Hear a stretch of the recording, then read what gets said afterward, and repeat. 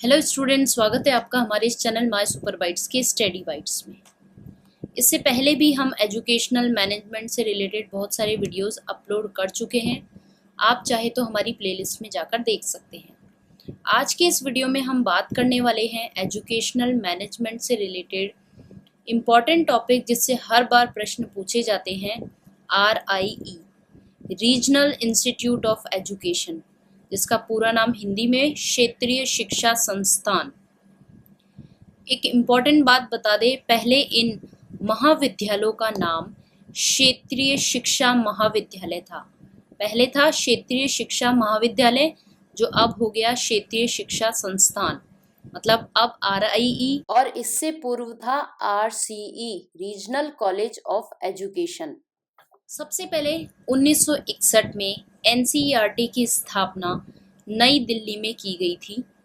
इसके पश्चात 1961 के पश्चात 1963 में शिक्षक शिक्षा में, या फिर कह दें शिक्षा की गुणवत्ता हेतु और शिक्षा में अनुसंधान हेतु, इस NCERT के अधीन ही, NCERT की आपको फुल फॉर्म हमेशा ध्यान रखनी है क्योंकि कई बार एग्जाम में पूछ ली जाती है।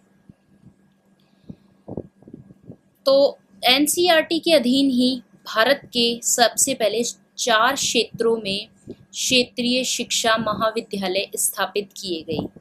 वो ध्यान रखना है, जैसे कि उत्तर की तरफ क्षेत्रीय शिक्षा महाविद्यालय अजमेर में, दक्षिण में क्षेत्रीय शिक्षा महाविद्यालय मैसूर में, पूर्व में क्षेत्रीय शिक्षा महाविद्यालय भुवनेश्वर और पश्चिम में क्षेत्रीय शिक्षा महाविद्यालय भोपाल। आपको बता दें, बाद में वर्ष 1995 में 1995 में उत्तरी पूर्वी राज्य थे, उन उत्तरी पूर्वी राज्यों हेतु 5वां क्षेत्रीय शिक्षा महाविद्यालय शिलांग में खोला गया। यह 1995 में खोला गया था और इसमें वर्ष 2008 से इसने कार्य करना प्रारंभ कर दिया गया था। तो 2 ईयर है, 1995 में खोला गया और 2008 से ये कार्यरत है। अब उत्तरी पूर्वी राज्यों हेतु शिलांग में, लेकिन इससे पूर्व जो उत्तरी पूर्वी राज्यों से संबंधित कार्य था, उत्तरी पूर्वी राज्य कौन कौन से आ जाते हैं, जैसे कि असम, मेघालय, मणिपुर, त्रिपुरा, नागालैंड, मिजोरम, अरुणाचल प्रदेश, सिक्किम। तो इससे पूर्व उत्तरी पूर्वी राज्यों से जितने भी संबंधित कार्य थे वह किस द्वारा किया जा रहा था? क्षेत्रीय शिक्षा महाविद्यालय भुवनेश्वर द्वारा किया जाता था। ये ध्यान रखना है। अब सबसे पहले बात करते हैं, क्योंकि सबसे इम्पोर्टेंट है इसमें RIE अजमेर। RIE अजमेर,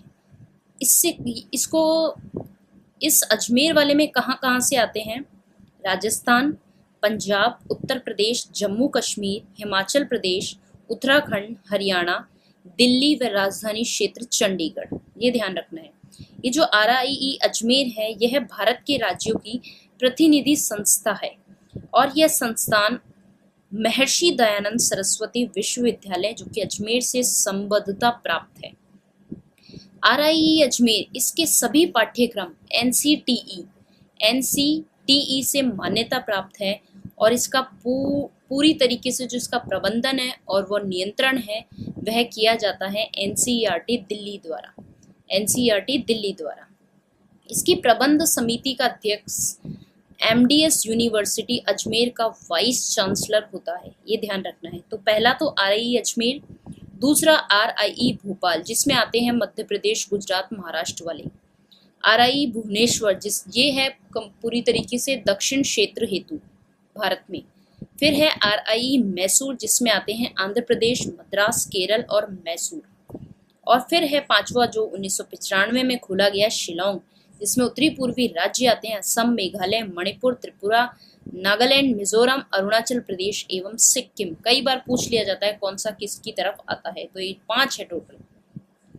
अब इसका जो पाठ्यक्रम होता है तो ऐसे होता है, जैसे कि BEd 2 इयर्स, अगर BA BEd होता है कोई करता है, एकीकृत पाठ्यक्रम बोलते हैं, इंटीग्रेटेड कोर्स, वो भी होता है। BSc BEd साथ में वो होता है 4 वर्षीय पाठ्यक्रम, इसे भी एकीकृत या इंटीग्रेटेड पाठ्यक्रम बोलते हैं। MEd करनी हो 2 वर्षीय पाठ्यक्रम होता है। MSc MEd तो होती है 4 वर्षीय पाठ्यक्रम होता है। और यहाँ पर होती है MPhil और PhD भी एजुकेशन में। काउंसलिंग होती है, इंटरनेशनल डिप्लोमा और इन गाइडेंस एंड काउंसलिंग, वो भी 1 वर्ष के लिए होती है। अब आरआई के इम्पोर्टेंट कुछ विभाग भी है, जैसे कि नाम से ही है, जैसे कि हो शिक्षा विभाग या शिक्षक शिक्षा विभाग।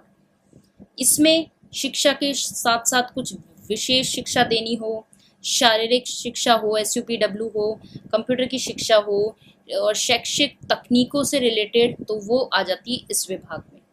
दूसरा है विज्ञान व गणित विभाग। इसमें क्या होगा, जो भी विज्ञान हो गया तो विज्ञान में भौतिक शास्त्र हो, रसायन शास्त्र हो, प्राणी शास्त्र हो, कृषि विभाग हो, ये सब, तो उससे रिलेटेड इसमें क्या होती है, सुसज्जित प्रयोगशालाएं होती है इस तरीके के विषयों में, क्योंकि प्रयोगशालाओं की जरूरत होती है जहाँ पर विद्यार्थी क्या करते हैं, प्रयोग करते हैं, और प्रयोग करने के साथ साथ में वहाँ पर शिक्षण सहायक सामग्री भी होती है जिसका विद्यार्थी जिनको उपयोग में लेते हैं।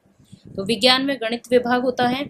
फिर होता है मानविकी व समाज विज्ञान विभाग।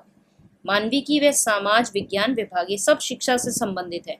और एक है प्रसार शिक्षा विभाग। ये इंपॉर्टेंट है क्योंकि इस प्रसार शिक्षा विभाग ये किससे संबंधित है, शोध अनुदेशन सामग्री निर्माण से संबंधित होता है, यहाँ पर शोध होते हैं। इसके अलावा अनुदेशनात्मक सामग्रियों का विकास भी इसी में होता है। तो ये 4 हो गए, शिक्षा शिक्षक विभाग, विज्ञान गणित विभाग, मानविकी व सामाजिक विज्ञान शिक्षा विभाग और प्रसार शिक्षा विभाग। अब इसमें प्रवेश की प्रक्रिया कैसे होती है, एक तो जैसे कि समाज विज्ञान से क्या है, जैसे कि सामाजिक विज्ञान उस संकाय हेतु 4 वर्षीय पाठ्यक्रम के लिए, 4 वर्षीय पाठ्यक्रम किसी को लेना है तो कक्षा 12 में 55% अंक होने चाहिए, और यदि 2 वर्षीय पाठ्यक्रम होना है तो स्नातक स्तर पर 55% अंक अनिवार्य होते हैं। यदि साइंस का स्टूडेंट है और 4 वर्षीय एकीकृत पाठ्यक्रम में उसे प्रवेश लेना है तो विज्ञान संकाय के लिए कक्षा 12 में 60% अंक और माध्यमिक स्तर के पाठ्यक्रम हेतु स्नातक की परीक्षा में कितने होने चाहिए, 60% अंक होना अनिवार्य है, ये है। इसके अलावा अनुसूचित जाति और जनजाति होती है, और जो शारीरिक रूप से विकलांग विद्यार्थी होते हैं उनको अंकों में 5% की छूट दी जाती है। इसके अलावा यहाँ पे भी आरआई है, यहाँ पे भी प्रवेश में आरक्षण है। 15% अनुसूचित जाति के लिए है, 7.5% अनुसूचित जनजाति के लिए है और 27% ओबीसी और 3% विकलांग, तो आरक्षण का प्रावधान भी है। इसके अलावा जो आरआई अजमेर है तो वो हुआ था अजमेर शिक्षा संस्थान के साथ साथ 1964 में, वो तो 63 में खोले गए चारों, 1964 में एक बहुउद्देशीय मॉडल स्कूल भी स्थापित किए गए, और ये विद्यालय जो बहुउद्देशीय विद्यालय हैं सीबीएसई से संबद्धता प्राप्त है। इसके अलावा एनसीईआरटी के पाठ्यक्रमों का संचालन करते हैं और कक्षा 1 से 12 तक संचालित है। तो ये ध्यान रखना है, कुछ इम्पोर्टेंट बात जो बोली। अब आरआई की स्थापना, इसके उद्देश्य क्या थे आरआई के, तो एक तो पूरे भारत के संदर्भ में शिक्षा के क्षेत्र में होने वाले परिवर्तन और चुनौतियों का सामना करने के लिए क्या करना, दायित्वों का निर्वहन करना। इसके अलावा इनकी स्थापना शिक्षा के गुणात्मक विकास से संबंधित अनुसंधानों एवं प्रसार संबंधित क्रिया हेतु की गई। जो विद्यालय शिक्षा थी, विद्यालय शिक्षा के गुणात्मक विकास हेतु जितने भी सेवा पूर्व जो कर रहे हैं और सेवारत अध्यापक शिक्षा कार्यक्रमों को क्या करना, संचालित करना, और केंद्र और राज्य सरकार की जो भी नीतियां होती है उन नीतियों का क्रियान्वयन करना, मूल्यांकन करना और पर्यवेक्षण में सहयोग देना। इस हेतु इनकी क्या की गई थी, स्थापना की गई थी।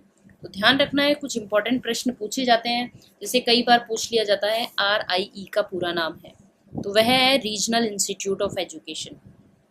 कई बार पूछ लिया जाता है जैसे कि RI क्षेत्रीय शिक्षा संस्थान, इसका हिंदी में है, वो किसके अधीन संचालित है, किसके अधीन, तो सबसे पहले बताया था फर्स्ट शुरू में ही एनसीईआरटी की स्थापना 61 में, उसके बाद में उसके अधीन, तो किसके अधीन संचालित है RI, एनसीईआरटी के।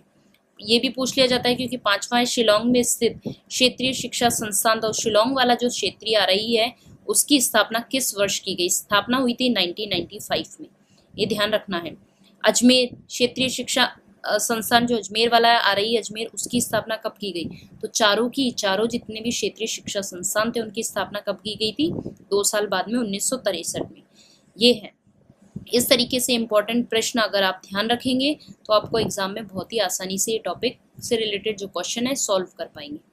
आशा करते हैं स्टूडेंट्स आपको ये वीडियो पसंद आया होगा। इसी तरीके की और वीडियोस देखना चाहते हैं तो हमारे इस चैनल माई सुपर बाइट्स को सब्सक्राइब करना ना भूलें और इस वीडियो को ज़्यादा से ज़्यादा लोगों के साथ शेयर करें। Thank you so much.